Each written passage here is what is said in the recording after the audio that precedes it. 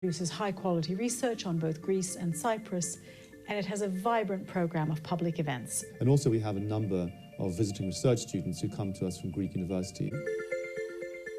It's not just about Greece, it's about what we learn from Greece. We think of the Greek contribution to Europe, to the West.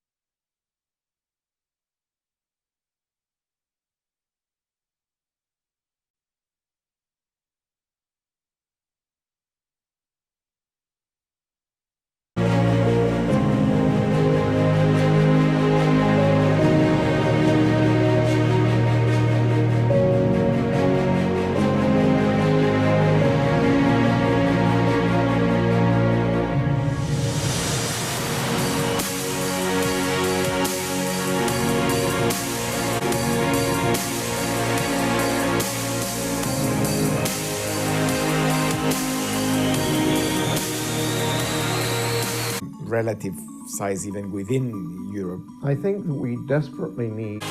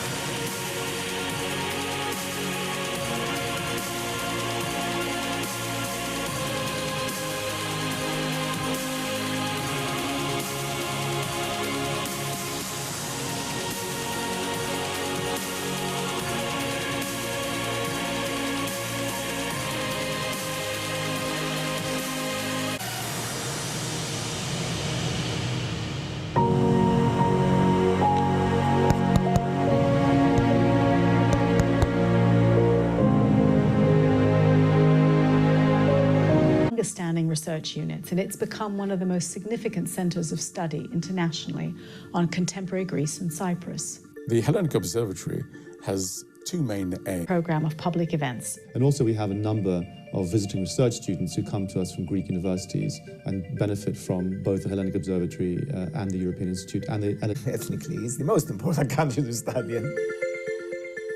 It's not just about Greece, it's about what we learn from Greece. We think of the Greek contribution to Europe, to the West. Our definitions of those things owe so much to Greek history and the Greek inheritance.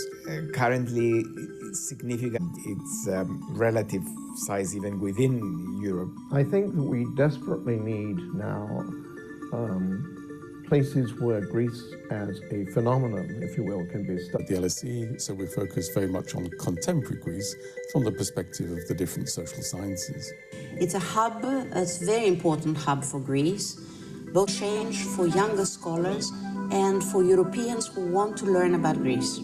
So we don't bang the drum for Greece. In effect, what we do is promote studies of Greece, which have an impact on how we think about Greece, but it's not our role to actually promote the interests of Greece. The Hellenic Observatory is a great example of the LSE's global outlook and our commitment to research that has an impact and our engagement with a much broader public.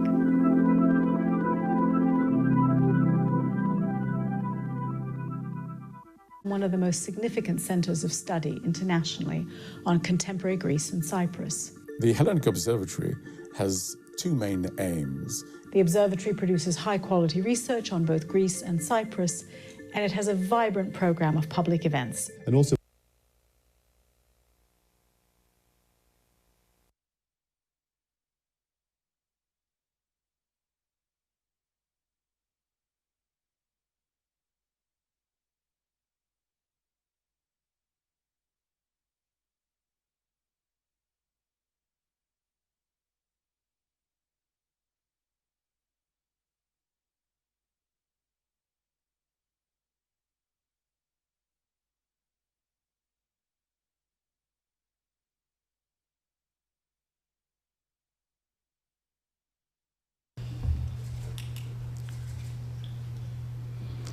Good evening, and a warm welcome to our first in a series of discussions aiming to promote deliberations around significant issues affecting the current political and economic scene. It's a real honor and a pleasure to be initiating this series today. The National Bank of Greece, we organize these sessions in collaboration with London School of Economics and the Hellenic Observatory. Today's discussion is titled From the Mediterranean Crisis to Brexit, Transformations and Challenges of Citizens' European Identity. And not surprisingly, the topic is very much related to the crucial issue of transformation, which is a subject that we at the National Bank of Greece hold very close to our hearts. For Greek banks and Greek institutions and the EU, transformation is an imperative of our times. For Greek banks, transformation is existential and necessary in order to conquer the emerging future. This is what we at the National Bank of Greece are doing right now. We are materially transforming into a robust, efficient, and durable institution that will lead the way to an era of new banking solutions and new banking ethics. To design the target operating model for our transformation, we aligned a strong shared vision, key rules to be respected that are legally binding and support mutual trust, deeply shared values like openness, accountability, and teamwork, a strong purpose, the institutional machinery needed for the transformation to happen, and also principled leadership to drive the whole set of initiatives to the right place.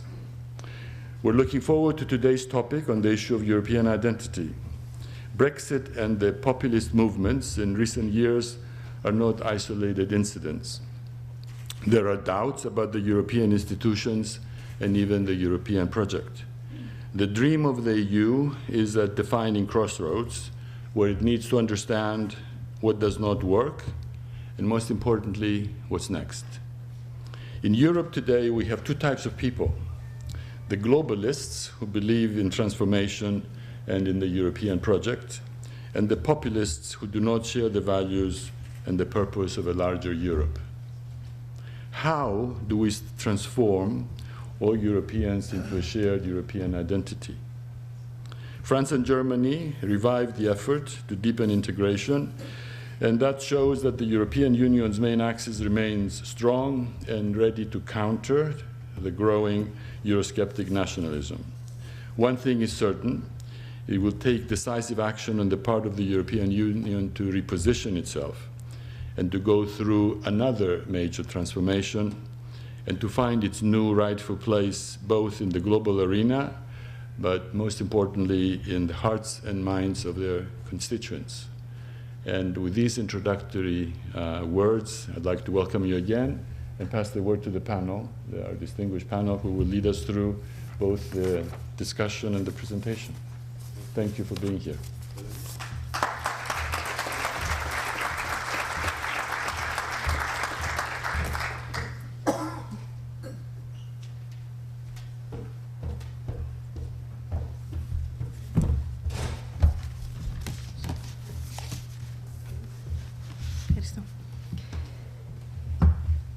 dear former Prime Minister of the Hellenic Republic, dear Chairman of National Bank of Greece, dear ambassadors, dear professors, dear fellow alumni, dear friends, ladies and gentlemen.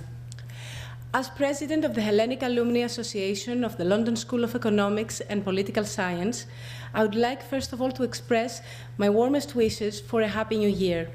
And as we enter 2019, an election year for the European Parliament, let's wish for positive developments and progress to all member states, as well as optimism and prosperity to all European citizens. It is a great honor and pleasure to welcome you on behalf of the Association in this wonderful venue on the occasion of the new series of the LSE Hellenic Observatory Athens Lectures, and to thank you for your presence in this first public lecture. Ladies and gentlemen, the severe economic recession in 2008, which led to inequalities both within and among the member states, the Eurozone crisis and the extremely complicated migrant-refugee crisis caused obvious frustration within the European family. These facts are main reasons for the difficult situation the European Union is facing today. Rising populism has strengthened Euroscepticism, and it has become a commonplace for the public that the European project is in dispute. We are all witnessing the severe economic and social problems caused by the 10-year crisis in Greece and the economic instability in other Mediterranean countries. We are concerned about Brexit and its side effects. We are worried about the rise of far-right parties in numerous European countries. In this context, and towards European Parliament elections, European leaders, both politicians and members of elites, have to explain the high stake of our times, which concerns the European future. Citizens of all member states must be informed in the most effective way and before voting, in order to understand that in spite of the mistakes, in spite of the consequences of the crisis, the European project has still a strong and solid basis. And in this project, the notion of European identity is essential and of great importance, right in the heart of the European idea. Our speaker, Michael Bruter, will explore the nature of European identity and empirically assess how widespread it is and what it means to citizens. We will also discuss the consequences of European identity on European solidarity, on the split of European societies, and on the transforming nature of protest and Euroscepticism across our continent. Michael Bruter is Professor of Political Science at the LSE and Director of the Electoral Psychology Observatory.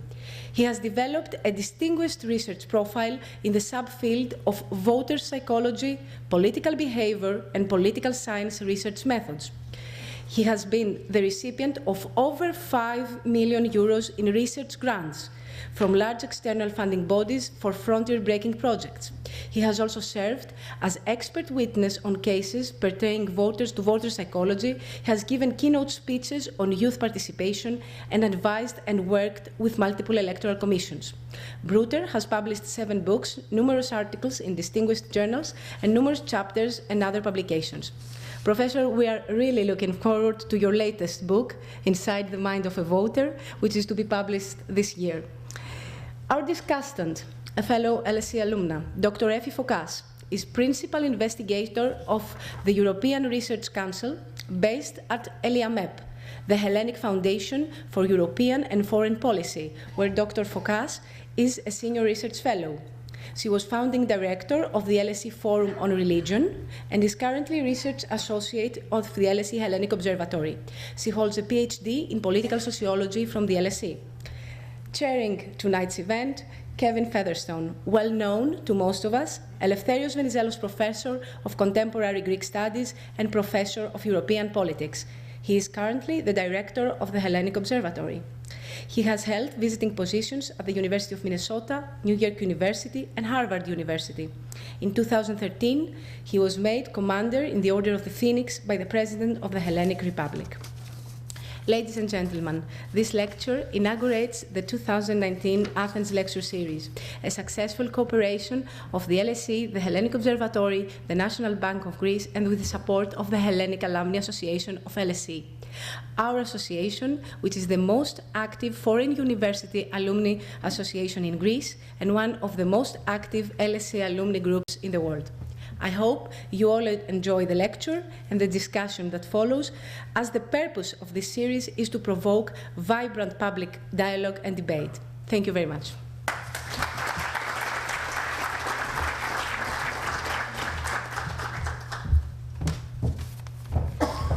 Kyrie Protherai, Kyrios Kikiri.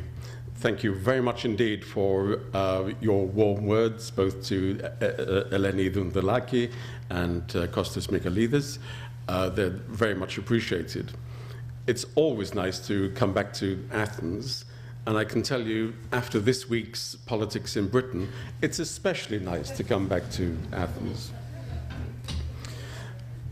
We're very grateful to the National Bank of Greece for the support of this new public lecture series, and we look forward to its development in the coming years. Personally, I also appreciate the fact that we're able to host these lectures in a building that commemorates the contribution to public life of Theodoros Karantzas, a previous governor of the National Bank of Greece. When I first took up my chair at the LSE, Mr. Karantzas was very supportive and very encouraging, and I very much appreciated his contribution in the work of the Hellenic Observatory and his support for helping us to realize some of our objectives. The genesis of this public lecture series stems from a collaboration which has now been developed over a number of years with Yannis Manos here at the National Bank of Greece. And I very much appreciate the opportunity to renew the collaboration with Yannis for the lecture series. Some years ago, when Mr. Manos was with the Megaron Musikis, we initiated a series of public lectures there, which were very successful. And I'm delighted that now we're able to do them under the auspices of the National Bank of Greece in collaboration with the Hellenic Alumni Association of the LSE. I can see a number of friends in the audience. I'm delighted that you've been able to come to this first lecture in the new series. We appreciate your continuing contribution and support to the school. Of course, this lecture series reflects the cultural mission of the bank, but it also reflects the intention of the London School of Economics, and in particular the Hellenic Observatory, to act as a bridge between public intellectuals in Greece and our peers in the UK, and to create a shared public space, a platform for the discussion of the important challenges that both of our countries face, and indeed the challenges that are faced by Europe. Before moving on, can I publicly, for the first time, congratulate Eleni Dundalaki with her election as president of the LSE Alumni Association here in Greece. The Alumni Association is indeed one of the most active associations that the school has anywhere in the world. Of course, we have many distinguished alumni in Greece, but we also have a very active association. And so I'm delighted that Eleni is president and able to move forward in the coming period. And I look forward to the LSE and the Hellenic Observatory being able to work closely with our invaluable association here in Greece. So as I say, and as other speakers have indicated, tonight's lecture could hardly be more topical.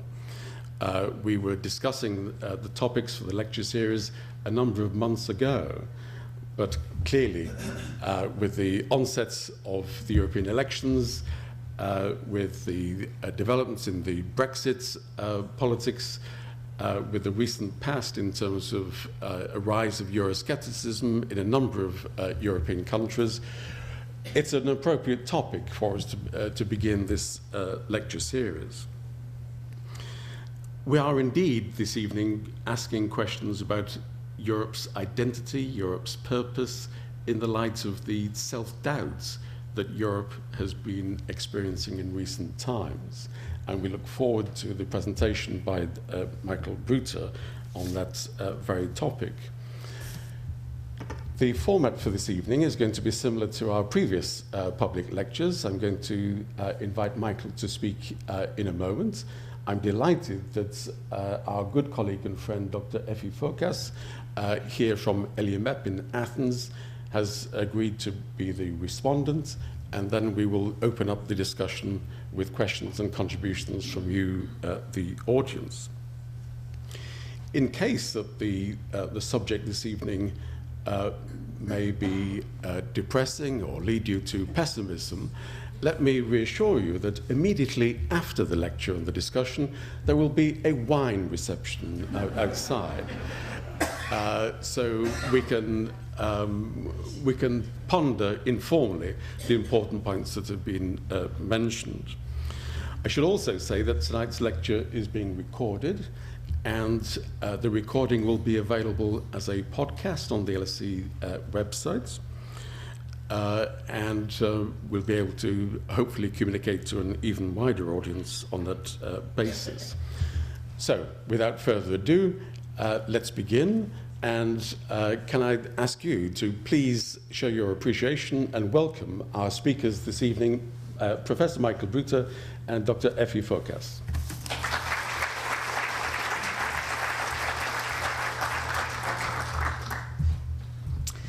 Hello, good evening. Thank you very much indeed for inviting me. When I was asked whether I would give that lecture, I didn't realize it would be the first one of the new series, and I'm actually doubly honored to be inaugurating that new exciting series for all of you.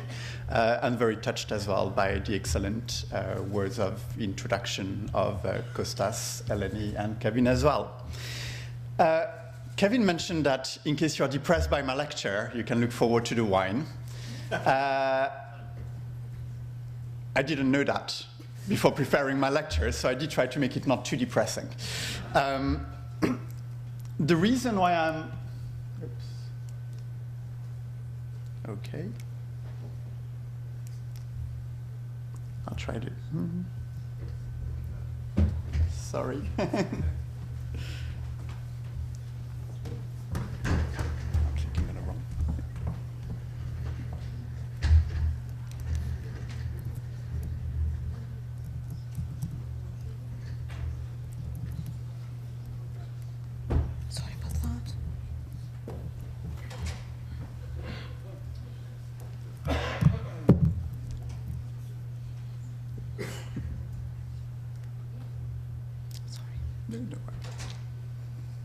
Well, I'll start anyway while Sophia. So I do try to make it not too depressing, but the reason why, as was mentioned, I've got two main interests in research.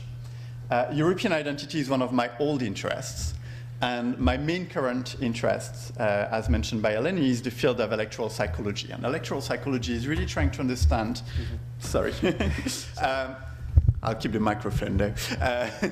So to try and understand what goes on in the minds of voters, why they behave the way they do, and what elections represent to them.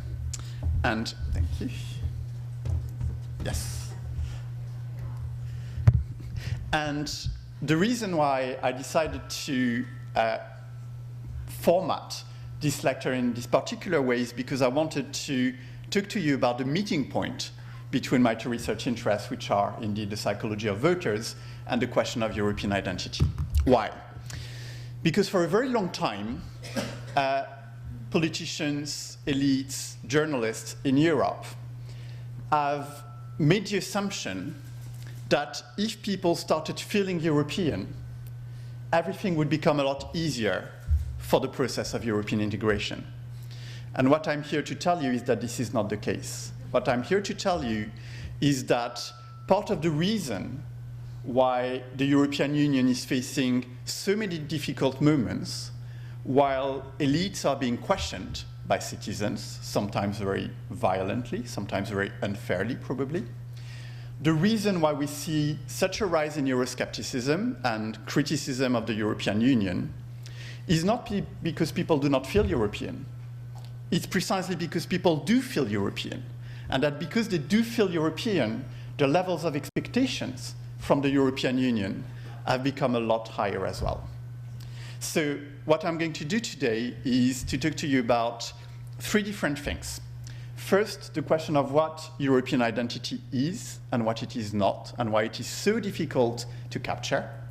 Then I'm going to try and show you how widespread I believe that European identity actually is already, especially among young people, and how it has split some societies. And thirdly, I'm going to actually try and show how that very emergence of a European identity has done two things.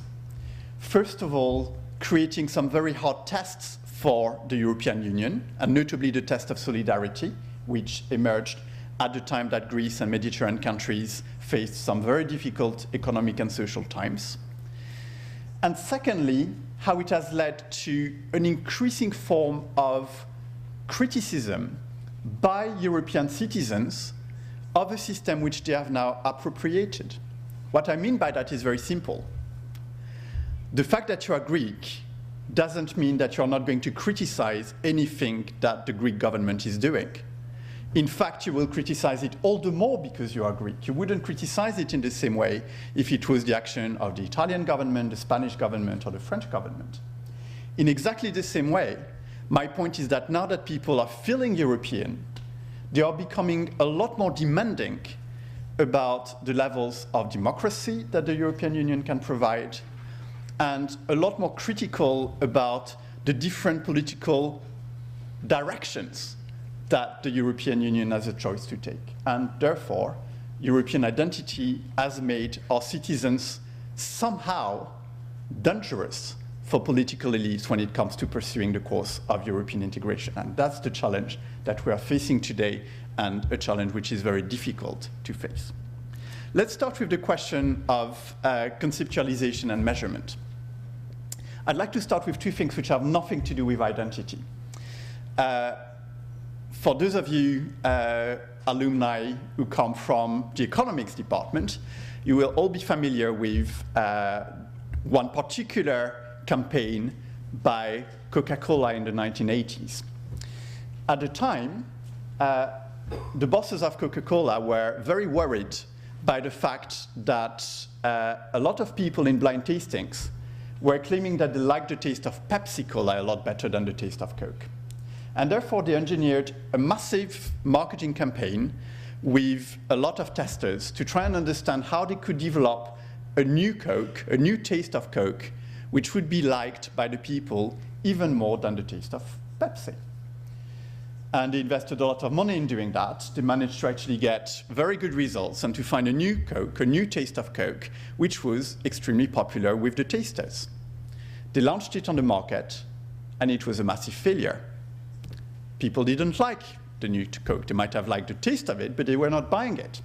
So for a while, Coke started marketing their new Coke alongside their old Coke, and after a few years, they completely discontinued marketing the new Coke altogether. Here is my second example. There is a psychologist from Columbia University called Iyengar, and she conducted some experiments some time ago using blind dating. So she convinced a number of people to take part in some blind dates, explain what they were looking for in a mate, what they were looking for in a partner, and then end up meeting a number of other people they didn't know. And at the end, they needed to explain to Dr. Iyengar who they wanted to meet again. And guess what? The people who they chose were completely different from the people they described they wanted to meet, which is not going to surprise you because all of us have a friend somehow, somewhere, who always tells us that they are looking for a girlfriend who is particularly nice, caring, and so on, and we know that they really want to look for somebody who looks like a supermodel and, you know, and has a particular morphology and body type instead, but they do not realize it themselves.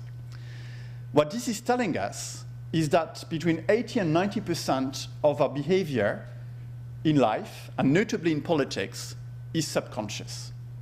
And the problem of identity is that, to a large extent, we are facing a topic, a concept, which people have a lot of thoughts about, but those thoughts are actually very different from the way in which they define themselves. There is a philosopher who has actually approached that dilemma in a very interesting way. He's called Peter Burgess, and he says that the problem of identity is that identity is a prisoner of language. In other words, if you ask me, who are you? The ultimate identity question, my answer will be, I'm Michael. We do not normally think of our identity in comparable terms. We do not think of our identity in analytical terms. And unless we are particularly schizophrenic, we don't tend to ask ourselves every morning who we are. We just take it for granted. We know who we are. And therefore, for students of European identity, we need to try and find ways of understanding what being a European means to people who, to a large extent, do not even talk about their Europeanness, because this is not really part of the normal way of describing themselves. In fact, there are a number of scholars, like Sophie Duchesne, who say that maybe the fact that people don't talk about their Europeanness is a symptom, if you want, a reason to believe that people do not feel European. And some people even say that, in fact, we shouldn't even try to measure European identity. We shouldn't use a quantitative approach to studying European identity, because ultimately identity is indeed prisoner of language, and people can only express their identity. We cannot measure it. And in fact, we should just ask them that question, ultimate identity question in the mind of many qualitative scholars of identity, which is, where do you come from? But here you see I've got a problem. If you ask me the question, where do you come from? Here, I'll probably tell you I'm from France. But if some of you in the room are French, and you ask me, where do you come from? I'll tell you that I'm from Nice. And if I was meeting you at a conference in the US or in Asia, I would tell you that I'm from London. And some years ago, I was lucky enough to be doing some holidaying in Fiji, and I was telling people I was from Europe. Again, I'm not schizophrenic. I don't feel French one moment, Niçois the next, Londoner the third, and European the fourth. But even as simple a question as where do you come from is a question that we contextualize, a question where we try to understand what people are trying to learn about us. So there is no pure measure of identity. As a result, a number of scholars say, well, you know, then maybe we shouldn't try to measure identity. We shouldn't try to capture identity. Let's go for some other things which are very similar to identity, but not the same. So in the context of European identity, some people have said, well, let's just figure out whether people support European integration, whether people believe that European integration is good for them. But here you face another problem. Since the 1990s, the proportion of people who support European integration has been relatively stable and even increased a little bit. But the proportion of people who believe that European integration is good for them has decreased a lot. And in many ways, you could make the argument that the fact that some people continue supporting European integration even when they don't believe that it benefits them directly is in and by itself a proof of identity. Some people say, well, let's not actually look at support, you're right. Let's look at pride. Well, as in, are you proud to be European? I've got a problem with that as well, because identity in many ways is not necessarily something which is positive. We define ourselves in a certain way, we believe that we're in a certain way, but this can actually be something which is positive or is not. And I had that big discussion with a Norwegian colleague of mine some years ago, where he was really disagreeing with me on that. And he was saying, well, actually, you're right. Because the moment when I feel most Norwegian is when I'm on the plane, and half the plane is trying to get drunk before the plane even leaves the tarmac. And that to me really rang a bell, because very often shame can be a marker of identity even more than pride. In fact, I was telling to some of my colleagues earlier that I live just off Covent Garden in London. And therefore, when I go back home from university, I actually walk past all those restaurants. And the thing that annoys me most is when there are French people who are actually saying, oh, you know, I can't stand British food. And that gets me so annoyed. Sometimes I hear Italian people saying the same thing, and I don't get annoyed. I do get annoyed because they are French, because they are like me. And I'm sure that any one of us in this room can think of some things that our father does or did, our mother does or did, which really infuriated us because they are or were our father or mother, and which we wouldn't resent in the same way if that was being done by a stranger. And we do feel ashamed about it because we know it's part of us. So identity is not the same as support. Identity is not the same as pride. And identity is also not the same as allegiance, which is the other thing that some people have tried to say. Some people have said, well, you know, who cares if people feel European or not? Let's see whether they would actually fight for the European Union against France or Greece or the UK. That's really the real test of identity in their mind. And I disagree with that as well, because if you were to tell me there is a major disagreement between France and the European Union, who are you going to support? I would say that in most cases I would tend to spontaneously support the European Union, not because I feel necessarily more European than French, but because I think that if we are the only idiots believing one thing when the 27 other countries believe something else, we are probably wrong. And I'm sure that all the people around here who are British can sympathize sometimes with that notion that sometimes we might feel that we would agree with the rest of the European Union against our own country on a number of issues. That's the background. It's very difficult to study European identity. It's very difficult to study identity, and yet we still need to try. And the way I'm actually proposing to do that is by proposing you a double conceptual model of identity, which I use in the findings that I'm going to present to you in a few minutes.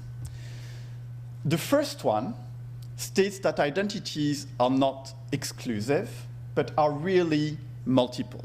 In other words, it's not because you feel European that you necessarily do not feel Greek. It's not because you feel Greek that you do not necessarily feel Athenian. We are all used to juggling between multiple identities, political and otherwise, and we can only understand the concept of European identity and what it will mean to politics if we accept that notion that people, citizens, are sophisticated creatures who can actually juggle with those multiple identities at the same time. And not only can they juggle with those multiple identities at the same time, but as it happens, it's not just the case that the identities are contained, if you want, within each other. It's not just that I'm Niçois, and beyond being Niçois, I'm French, and beyond being French, I'm European. It's that the fact that I feel European will define as well what I mean by the fact that I feel French. And the fact that I'm French will define what I mean by being Niçois as well. That's what a scholar called Thomas Risse called the marble cake model of multiple identities, as opposed to the Russian doll model of identities. So, in other words, we are not only talking about a European identity that has emerged in addition to Greek identity, British identity, and so on, but I will make the claim tonight that the very fact that many Greek people feel European has changed the way in which many Greek people feel Greek as well. And that in and by itself, this is one of the biggest victories of European integration to date. The second thing that I want to mention is the notion that identities have multiple components. And here I'm going to talk to you about two main components, which I call civic and cultural. The cultural identity, by and large, is the fact that you would feel closer to fellow Europeans than to non-Europeans. Your civic identity feels that it means something to you to be an EU citizen, that your EU citizenship defines some of your rights and your duties. What does it mean in principle? Well, we conducted a study of over 32,000 people in the 28 member states of the European Union. And what we found is that, in fact, when you try to measure European identity and its various components, notably that civic and that cultural component, a large majority of Europeans feel European. This is something that many people do not even realize. Most people, including in Brussels, I'm always really surprised whenever I go to talk to people within European institutions. Many of the people I know and like there say, well, I feel European, but you can't expect the average man of the street to feel European as well. Well, the news is they do. On a scale from 0 to 10, the average European identity, civic identity of the average European is more than 7. So in other words, people overwhelmingly feel European. There are a number of countries where that form of identity varies in terms of its nature. There is a small mistake on that map, which is that Greece, actually, unfortunately, is produced or represented in the wrong colors. So in Greece, historically, the European identity of people has been more cultural than civic. By contrast, in countries like Germany, for instance, or even in countries like Estonia or Slovakia, European identity has been predominantly civic rather than cultural. In other words, those are countries in which people do not necessarily believe in a cultural closeness to fellow Europeans, but they do believe in the meaning of European identity. In fact, when you run some qualitative questioning, when you ask people openly, what does it mean to you to be European? There are two answers that come more than any other. The first one is, it means to be able to cross borders without having to show my passport, without having to go through passport control. And secondly, it's having euros in my back pocket.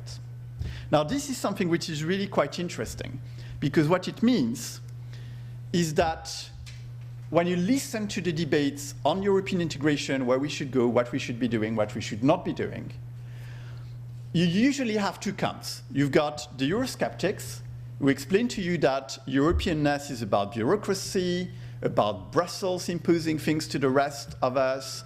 It's about trying to deprive people of cultural uniqueness. And then you get the pro-Europeans who mention that being European, Europeanness is about prosperity, it's about strength together, it's about peace, and so on. But for many Europeans, their Europeanness is neither of those two things. Their Europeanness is about how the European Union has changed their daily lives. And even more than that, for many Europeans, their Europeanness is about how the European Union is going to change the lives of their children and grandchildren. What this means is that European identity is not only strong, but it's very projective. Even people who don't feel European, even the most Eurosceptic people you will find in Britain, will tell you that they believe that their children and grandchildren will feel more European than them. And that in itself is a very important message for those of us who believe in European integration, because it suggests that even the people who do not believe in European integration, who do not want European integration, believe that somehow it's going to win, and that it's going to win through the young generations. Interestingly, the most Eurosceptic countries of all within the European Union, as we all know, is the United Kingdom. Even in a country like the United Kingdom, what is really interesting is that people would assume that people on average feel less European than elsewhere. To an extent, they would be right. But what people would probably not suspect is that the United Kingdom, has the highest proportion among the EU 28 of people who do not feel European at all, predictable. But it also has the third highest proportion of people who feel extremely European. In other words, European identity in the UK, compared to the rest of us, is not a story of a different mean. It's a story of different polarization.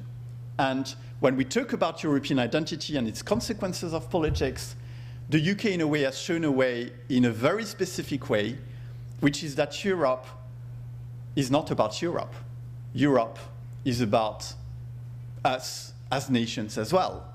The reason why Brexit has split British society so much, so deeply, is because it's not about one camp which believes that we should be in the European Union and another camp which believes that we should not. It's because it's divided British society into two camps which completely disagree about what British society should be, about what Britain is, about what being British means. There is a camp which believes that somehow being British is being non-European, that Europeanness is a threat to the notion of British identity. And there is another half of the population which believes that their Europeanness is at the heart of their Britishness, that Britain is a cosmopolitan, open-minded, diverse country, a diverse and progressive and transformative society. And as was mentioned at the beginning, anytime we talk about European identity, we talk about transforming identities. We talk about people who somehow believe that this is not about where we are, but about the trajectory that we are taking together. In the UK, more than anywhere else, that split has been evidenced in the referendum on the membership of the European Union, but it has also become evident as a split between generations. There was a funny question, or very funny series of questions that we decided to ask people in the United Kingdom. We asked them, well, you know, if the European Union was an animal, what animal would it be? If it was a painting, what painting would it be? If it was a human trait, what trait would it be? Here are the top answers you get from the half of the British population which is over the age of 45, and the other half of the British population which is under the age of 45. If the EU was an animal, for the older half of the British population, it would be an elephant. For the younger half, it would be a lion. If the European Union was a painting, the top choice of the older half of the British population would be Picasso's Guernica. Beautiful painting, but a particularly gloomy one which would require you having that wine Kevin was talking about. By contrast, the top choice by the younger half of the British population is a dance by Matisse, where everybody is holding hands and dancing together. And my favorite of all, what if the European Union was a human trait and people had a choice of about 15 different traits? Top choice of the older half of the British population, stupidity. Top choice of the younger half of the British population, intelligence. British identity is split by European identity. This is not about Europe anymore. This is about societies. This is about models of transformation, models of collectivity, models of solidarity that we have together. And interestingly enough, this is not just about where we start, but about how we react to different crises.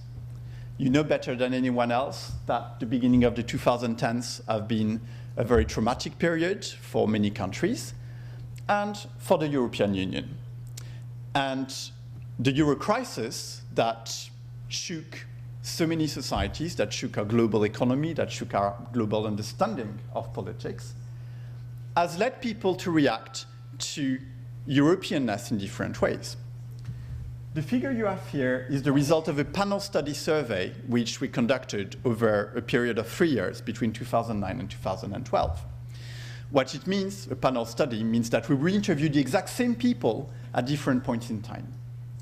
If you look at most of the older generation of British people in this particular graph, you'll find that as a result of the Euro crisis, the level of European identity declined quite significantly. In other words, they were feeling more European before.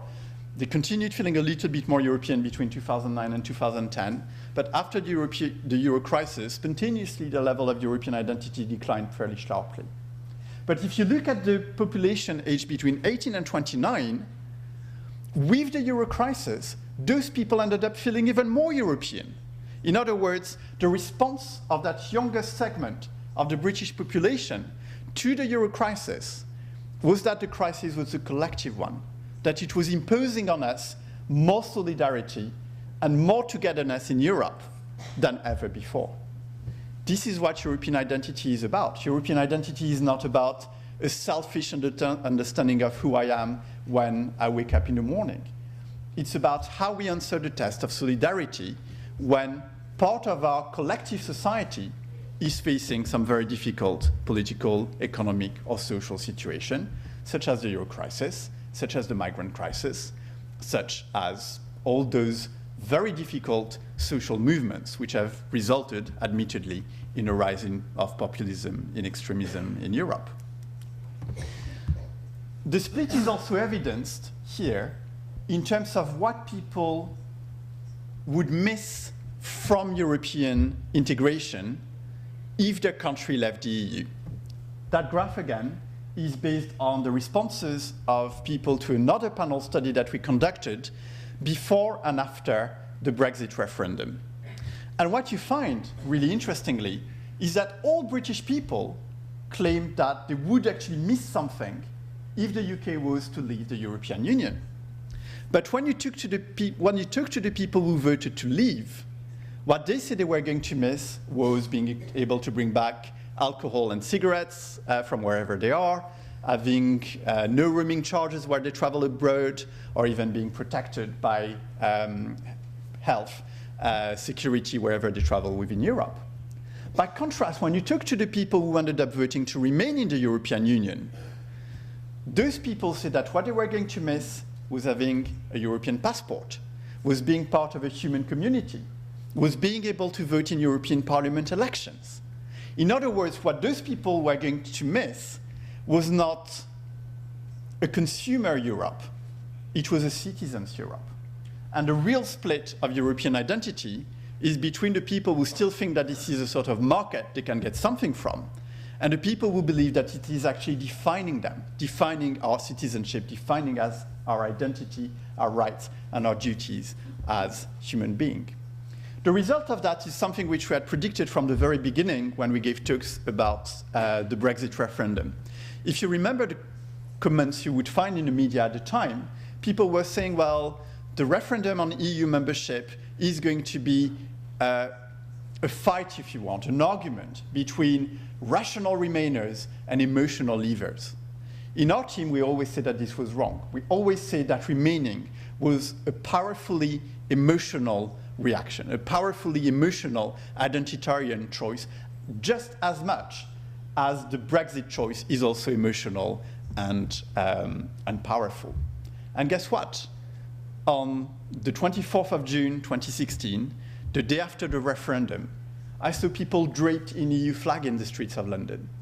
When we conducted our study of the British population after the night of the referendum, do you know what proportion of British people claimed that they had tears in their eyes at one point during election night? 35%. 35% of the British people cried because of Brexit. 49% of young people aged 18 to 24 cried because of Brexit. This is how emotional, how human, how identitarian the question of Europe really is. It's not about rationality versus emotionality. It's about two completely competing definitions, understandings of how we are. When we conducted interviews of young people after the Brexit referendum, the types of references that we heard from them was, I felt that somebody was cutting one of my limbs, as if I was being amputated by the decision made by a majority of the population that we should leave the European Union. Some people said, my world has shrunk. It's not about not being able to do things anymore. It's about my world, the place where I roam. I moved from a continent to an island. That's what European identity is about. And now for the bad news. Well, the bad news is, first of all, that European identity and the way it has actually shaped our understanding of who we are, not only as a continent, as a union, but also as nations, is so deep, so deeply split, that there is no way that our societies are going to be reconciled on the questions of either European or national identities anytime soon. In other words, the split that have been revealed by the European identity questions have fractured, in many ways, our societies. This has resulted in what I call an absence of honeymoon for Brexit.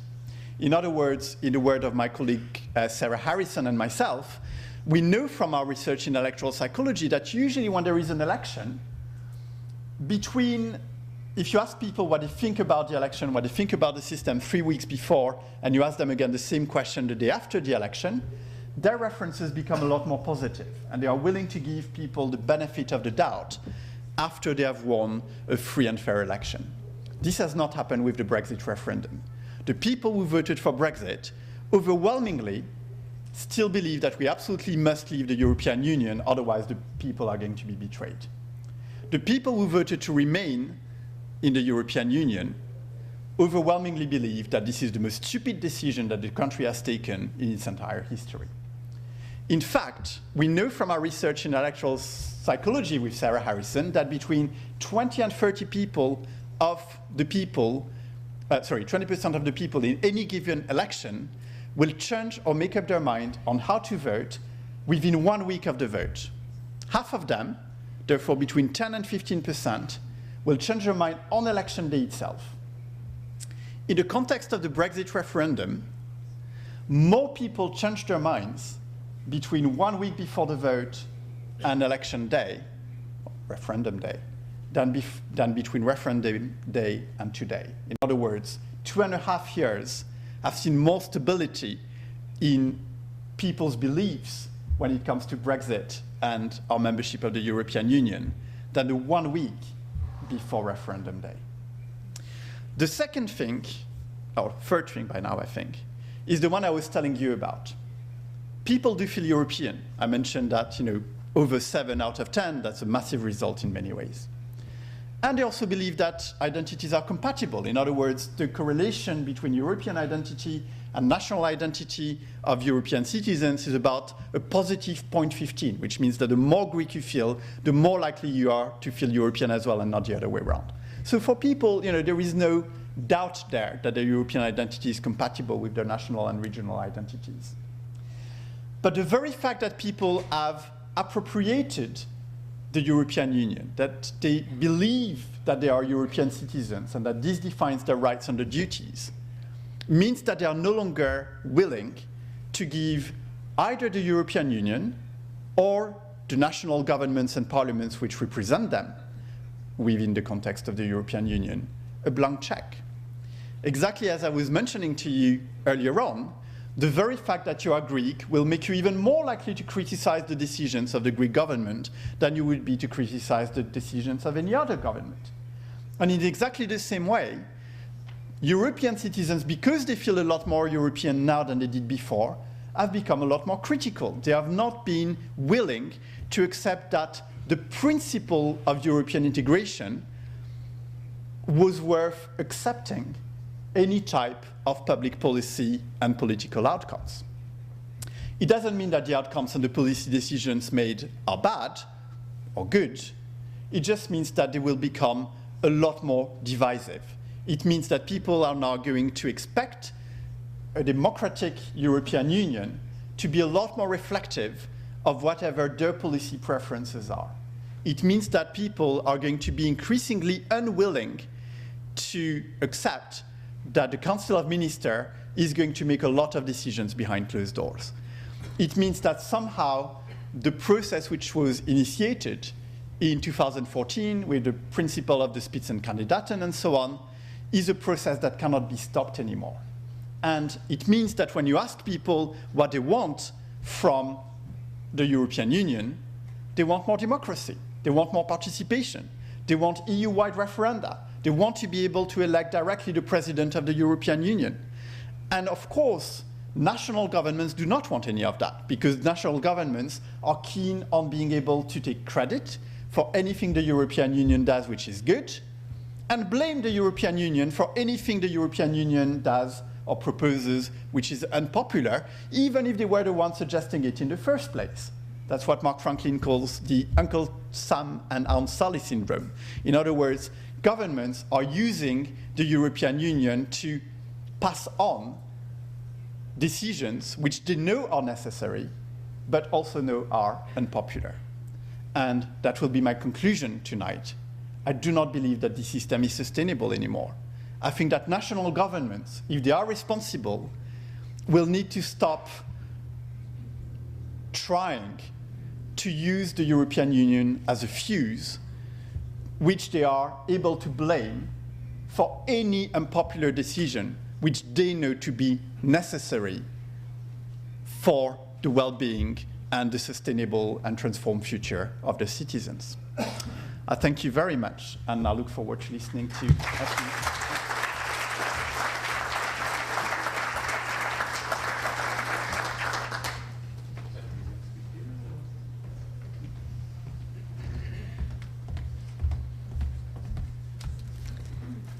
Good evening, ladies and gentlemen. Thank you for the kind words of introduction earlier.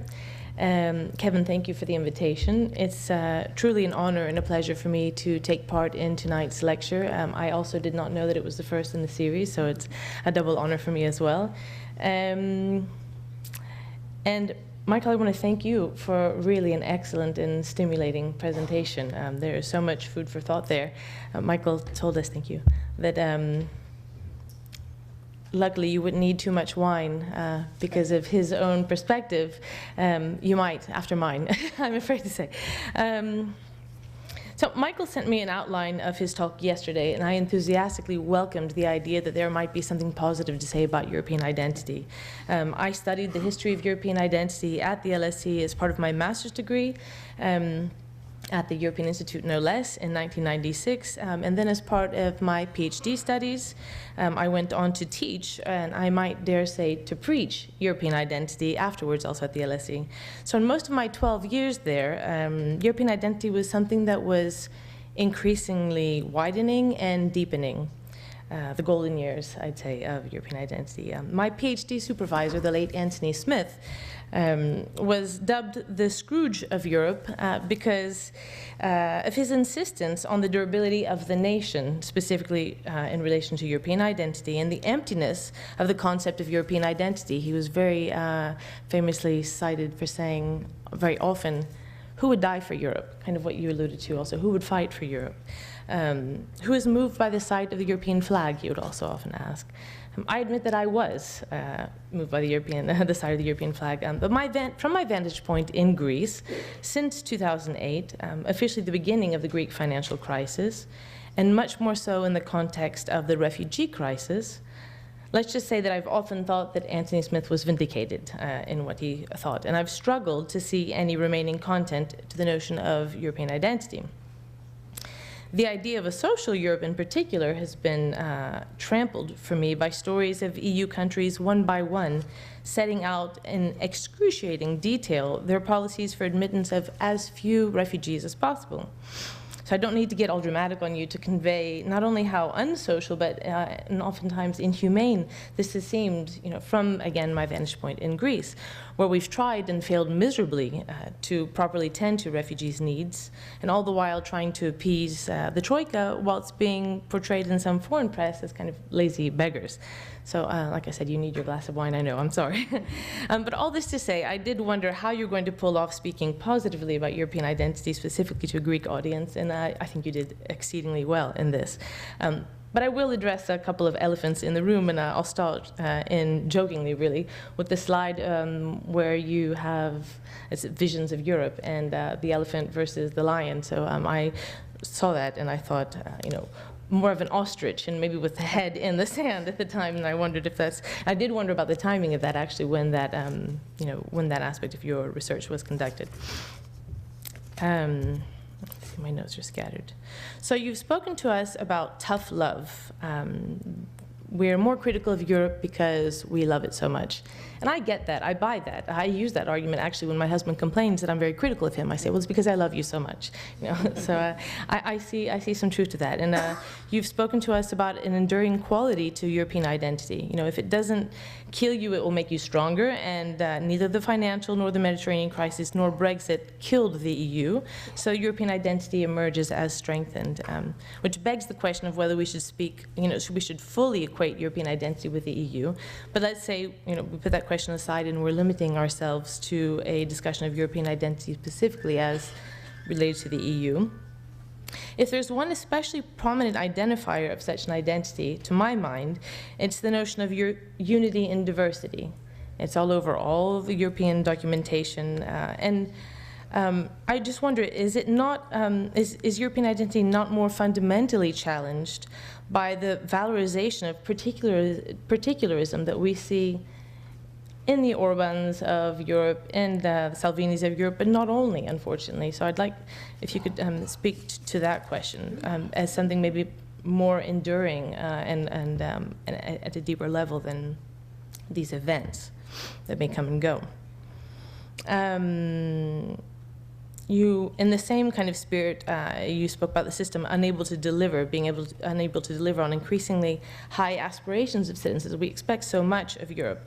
And okay, I will admit that certainly there's a cynicism that prevails in Greek politics, and I think I may have contracted that bug living here for so long. And I just wonder, can we really speak of increasingly high aspirations of EU citizens? I would understand that more if you divided between elite and the mass kind of citizenry. But in terms of mass citizens, I would expect maybe an increasing desperation for some antidote to what we see now, but maybe not higher expectations of something good to come out of it. I also wanted to prod you to elaborate a bit about the civic versus cultural identification with Europe. Just out of curiosity, I wonder, is it possible for a country to be equally civic and equally culturally identifying with Europe? Or is it a binary whose logic is similar to that for national identity, as per Hans Kohn's distinction between cultural and civic identity? And if the latter, I wonder also how that works. For example, Greece primarily identifies culturally with Europe, as you say, and does it do so rather than civically because cultural identity is what Greece does very well generally? You know, that's how our national identity also work. Or is it because these particular institutions and the economy and the law don't unite Greece also in relation with, in relation to Europe? So that's something I'd ask you to elaborate a bit on. I believe that, as you suggested, European identity has changed in subtle ways, our own national identities. I see that to be a Greek means something different over time.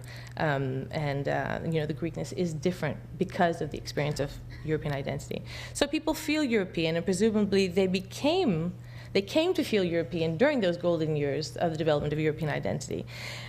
And I just wonder, can they not also unbecome that European?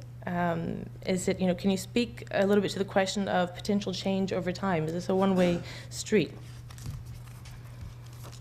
And I think I've lost my last note here. Oh. So watching yesterday's news, my last comment.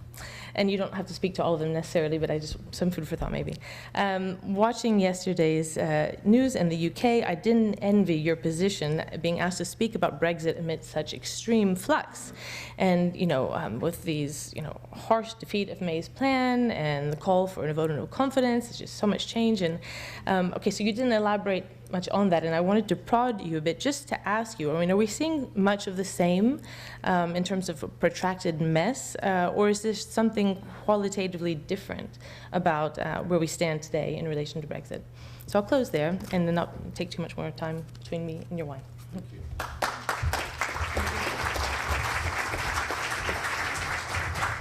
Well, thank you, Michael, and thank you, Effie, for the response. I must say, I expected to be thoroughly depressed by the presentation, and I expected to be going out and drinking as much wine as possible in response.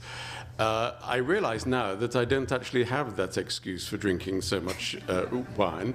In actual fact, I found a number of positives in what Michael was saying, and that's on the basis that actually, I think by British standards, I'm quite young, actually, feeling pro-European.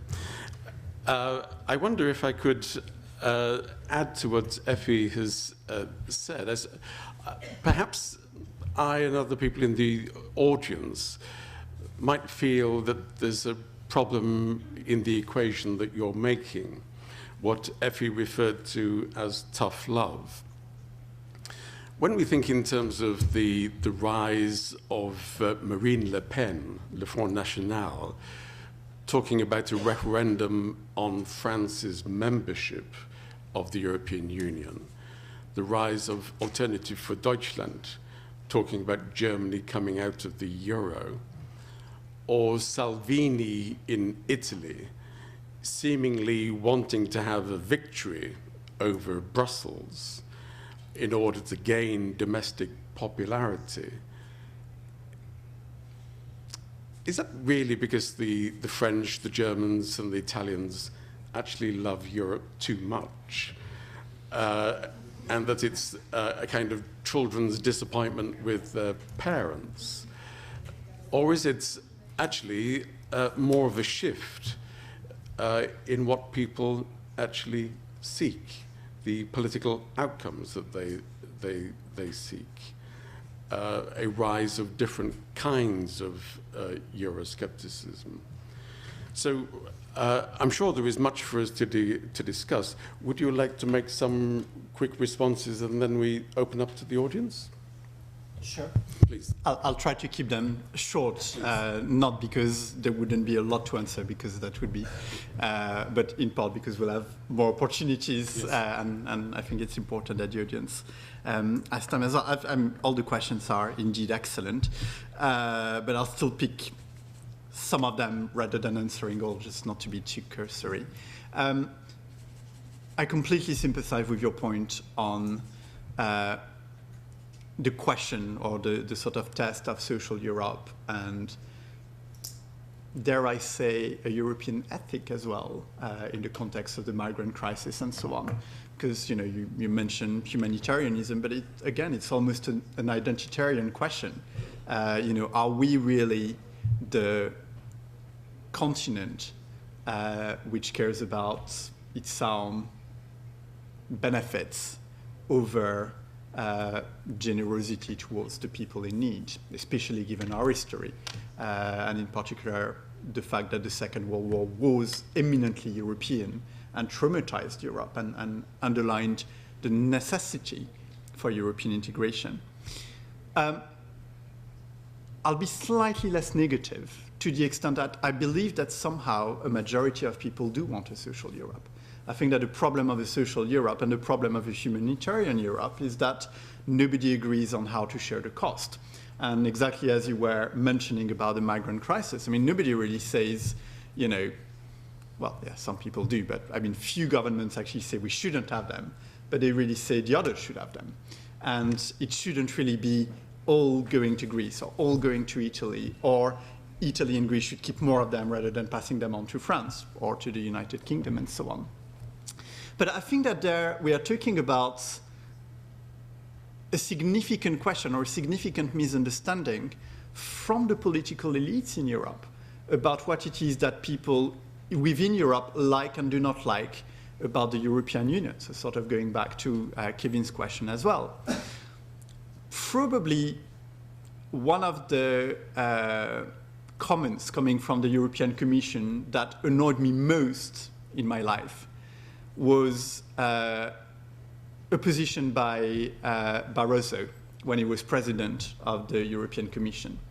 And he was saying, we need to actually start with those flags, the symbols, the anthem, and we should actually make Europe a lot more technical.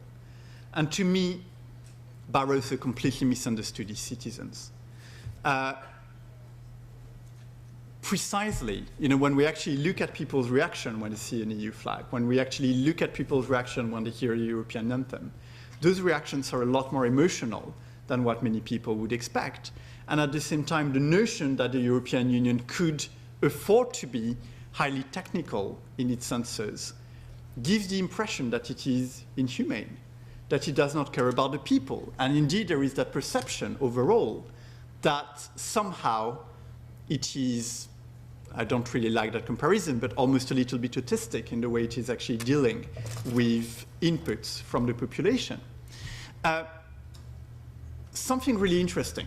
Obviously, if we try to think about the institutional crisis of the European Union, probably one of the very significant turning points was the French referendum on the EU constitution, right? This was traumatic for the EU because suddenly one of the traditional core member states' populations rejected something which was going to increase, improve, deepen European integration.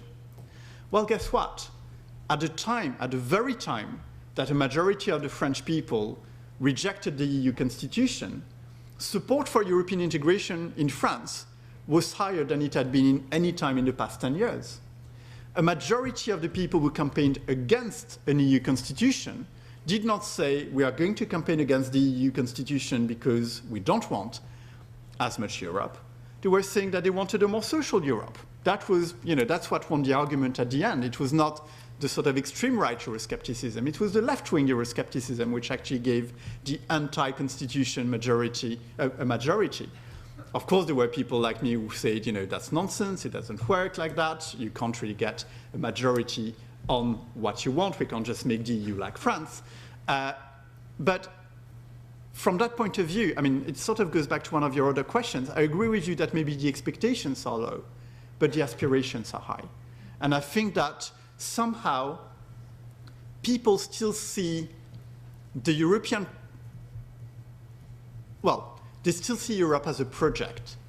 The reason why the aspirations are so high about Europe and European integration is because we know it's not finished.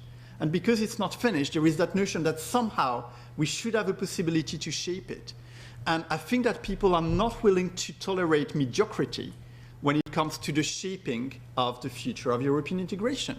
So I agree with you that the expectations are drowned, if you want, by cynicism, by distrust, by the understanding, unfortunately, the hopelessness of a large part of the population, and not just the population which votes for the extreme. I think that's something which also political elites and us have misunderstood. We think that the only people who are hopeless are the ones who vote for the extreme. I think that, unfortunately, many people who still play the ball, who still give their trust to major parties, to reasonableness, if you want to call it that way, are still hopeless, are increasingly hopeless. And somehow we need to address them as well, and not just the people who have already switched to the extreme.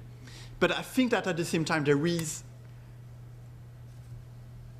a dimension of idealism about the European project which a large proportion of people still share. The thing is, as I mentioned, it's largely subconscious. So, do people feel European? Yes, again, because otherwise they wouldn't be crying when, their country decides to leave the European Union. But they probably didn't realize it until they were about to lose it. And a large proportion of European citizens probably just don't realize how European they feel and how it has shaped who they are.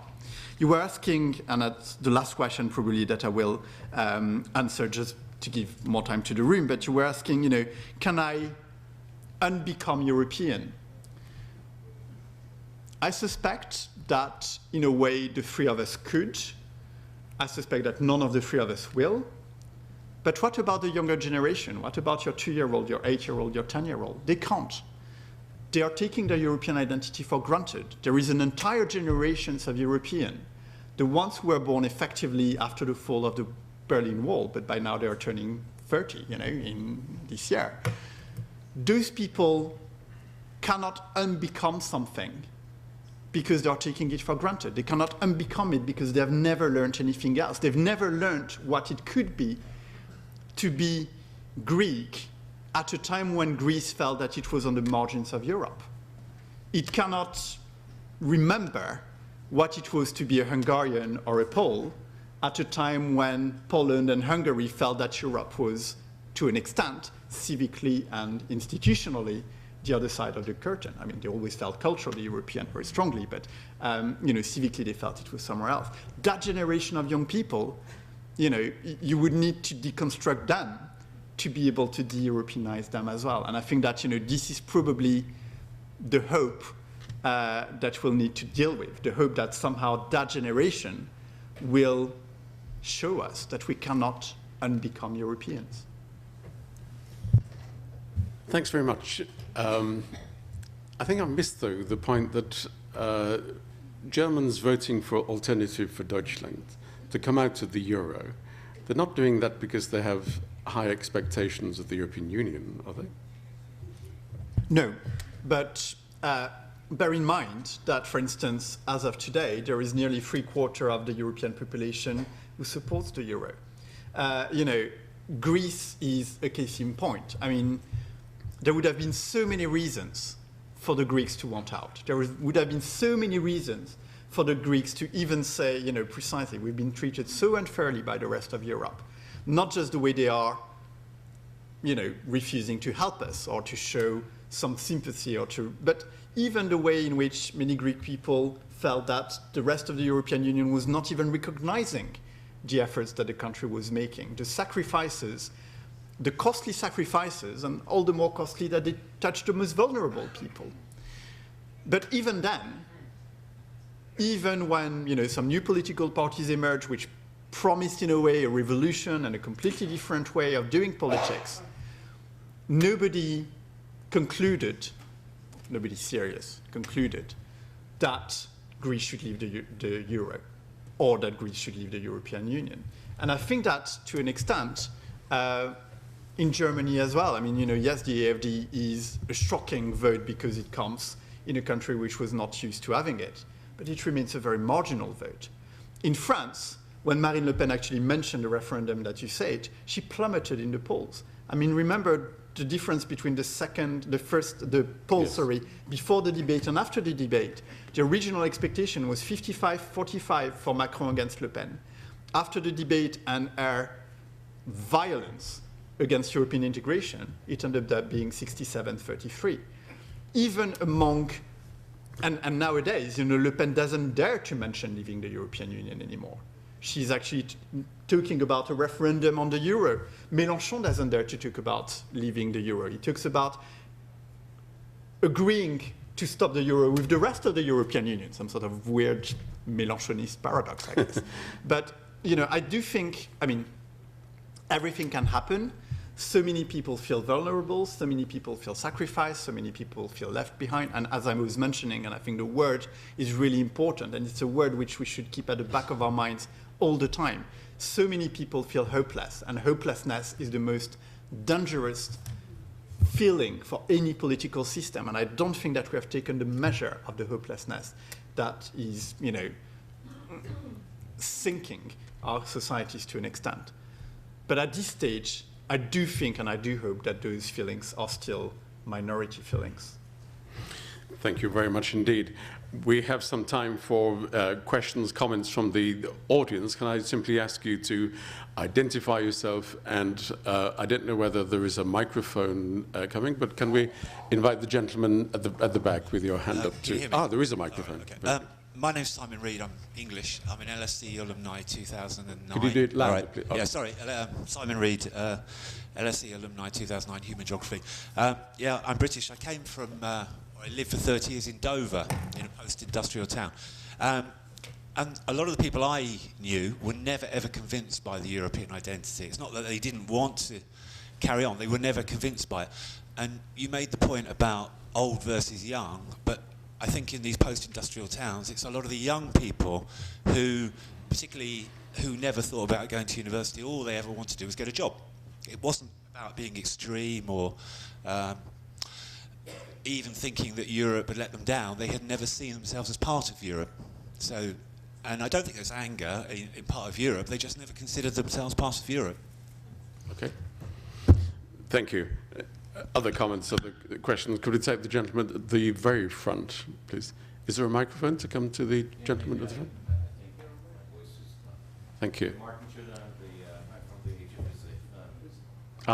Perfect. Thank you. I'm a Viennese, so I'm from Vienna.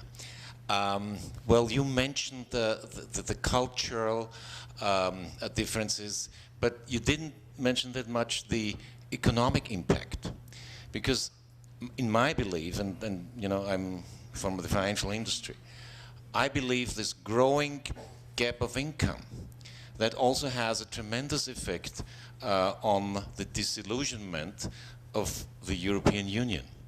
And that, I think, is very strong in the Central European countries and also in the former Eastern German provinces. So what's your opinion on that, on the impact of the economic effects of the system we're having? Because are we now in a systemic economic crisis in Europe, or is it just a cultural crisis? Thank you very much indeed. I'm going to take the gentleman in the middle here, Professor Ioachimidis. I think there's a microphone in the chairs with you. Can you hear me? Okay, thanks a lot. Many points, but I just I put one question. European identity to me means to be able to identify with the European Union. And to do that, I think we need to do at least two basic things. First, to close the gap between expectations and delivery. In other words, to enable the European Union to perform and deliver much better, which practically means to deepen integration, to go much further and provide basic goods, security, welfare, and so on and so forth. This is point number one. Point number two is, but it needs something more, to create a common myth, a common narrative, which would enable us to connect, to feel, to have this sense of belonging. I'm sure you know what Delors said, that nobody can fall in love with a single market. It needs something more. And Jean Monnet said that if I were to start anew, I would start with culture, which means to create this common narrative, common myth, the imaginary community, which is essential to create and sustain identity. Thank you, Professor Ioachimidis. Other comments, other questions? The lady at the very back.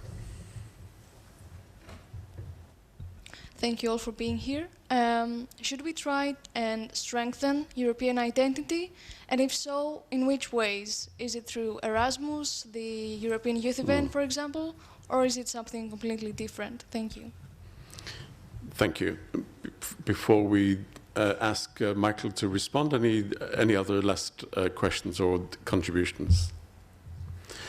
Okay, I guess there is something of a theme. We had a question about not feeling European because of feeling socially excluded, that they dispossessed. There's a kind of comparison with support for Trump in the United States, etc. And that also connected with the point about increasing economic inequality, perhaps disrupting a sense of feeling European. And Professor Ioachimidis' point about expectations and delivery, that if Europe delivered more, we might feel more European. And then I guess the most appropriate question at the end, okay, how could we engineer European identity?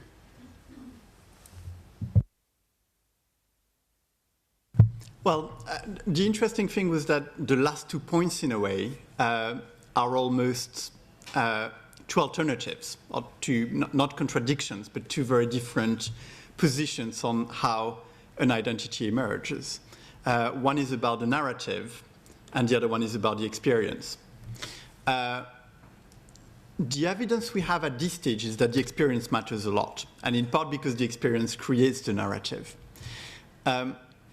You were asking about Erasmus, for instance, but one of the really interesting things is that living in another European country makes you likely to feel more European, but living in a non-European country makes you even more likely to feel European. So in a way, the narrative also comes from the contrast. In other words, there is so much commonality between Europeans. There is so much we have in common, which we do not always realize, including perhaps those risks and temptations of populism, extremism, and so on, which are very European in many ways. I mean, pan-European. I mean, you know, there is a reason why they are trying to coordinate their efforts, and why Orban, Salvini, and the others are trying to actually win Europe from the inside. You know, it's a very constructivist European populist narrative, or European extremist narrative, whichever way you want to call it. So, you know, we do have that shared destiny and that shared narrative in some ways, but it's not very tactile until we get a chance to experience it. You remember what I was mentioning before, though, when you actually ask people what it means to them to be European, it means being able to go from one country to the next without having to go through passport control and having euros in our back pocket. And you remember what the other thing I was mentioning, which was that for many people, European identity is projective. I think that's the narrative. The narrative is that, in a way, we are part of a common adventure. We are building something which goes against the grain, in a way, of historical evolution. And I think that this is a very powerful dream still for many Europeans. Now, the dream doesn't exclude the nightmare. You can have the two at the same time. But the dream part is there. Then there were some other really interesting questions about the financial implications and the impact of inequality, about Dover people and those who never really felt part of it, and so on. One really interesting fact about the Brexit referendum: your attitude towards the European Union was a much worse predictor of how you would vote in the European referendum than your attitude towards British government and British elites. In other words, the people who wanted to vote, who voted for Brexit, they might have felt that the European Union was not for them, that Europe, was not for them, or even was working against them. But somehow there was a more global message than that. They just wanted to kick the backside of the system effectively. And I think that to a certain extent, that goes back to what I was saying earlier. I think that national political elites need to realize by now that somehow their destiny is married to that of the European Union as well. Because again, unfairly, they've been playing an arbitrary, an absurd division sometimes between what the EU is doing and what they were doing, because they needed the credit. They needed to be able to say, well, look, I went to Brussels and I managed to actually win that for us. Or they needed to be able to blame someone else for the decisions they were making. I think that until our national political elites realize that they cannot do that anymore because they're shooting themselves in the foot, and that if people start blaming the European Union, they will also blame them. It's not either or it's both. Then they will continue exposing the European Union to the violence and the bitterness of the people. As for the impact of the divisions and the financial elements, I do agree that they are very important, but they're not just important in terms of the situations, but also in terms of the projections. I mean, one of the things we did with our Brexit study was to actually try and understand how people integrated expectations about the referendum in terms of their own individual consumer behavior. What did they think this was going to change to their financial situation, their personal situation, their decision to change jobs, to change homes, to save money, to invest, to contract insurance, and so on, or even their personal situation, like family decisions. And then we had that horrible headline in the Daily Mail saying, now LSE academics are telling us that Brexit is going to prevent people from making babies. Guess what? The birth rate declined after Brexit. That's the way things go. I mean, people, economics is not just about fundamentals. Economics is about people, and people predict what's going to happen to the situation. And if they don't trust the system, if they don't believe that the system is going to deliver for them, then they are going to behave in such a way that it will become a self-fulfilling prophecy. By contrast, if you actually manage to get people a sense that the system is working for them, then they will start working in a way which is conducive to the system being much more positive. I mean, unfortunately, to an extent, I think that the US has benefited from that in the past much more than we have in Europe, in the sense that Americans were able to behave in a way which was far more optimistic than their fundamentals would really, justify. In Europe, we tend to have a population which is much more spontaneously pessimistic, and therefore it's much harder to actually make people behave in ways which are positive for us. But I think that, it's not just about the inequality, it's not just about the actual financial situation, it's about being able to bring people in the dynamics of financial expansion and give them a sense that society can actually work in a way which is going to be fairer and more beneficial to everyone within it. Okay, I think my mood has now changed. That during the lecture, I was made surprisingly optimistic. Now I hear that there's less sex because of Brexit. I think we do need the wine reception. Can I once again give a very sincere thanks to the National Bank of Greece, in particular to Kostas Michailidis and Yannis Manos for their support and collaboration, which we look forward to continue. This is a series of lectures which will continue for the next 3 years. So we look forward to welcoming you for discussions on many different topics. I think we've got off to a very good start with talking about Europeanness at this critical juncture. So before we offer you with a wine, can you please join me in thanking our speakers this evening, Michael Brute and Effie Fokas.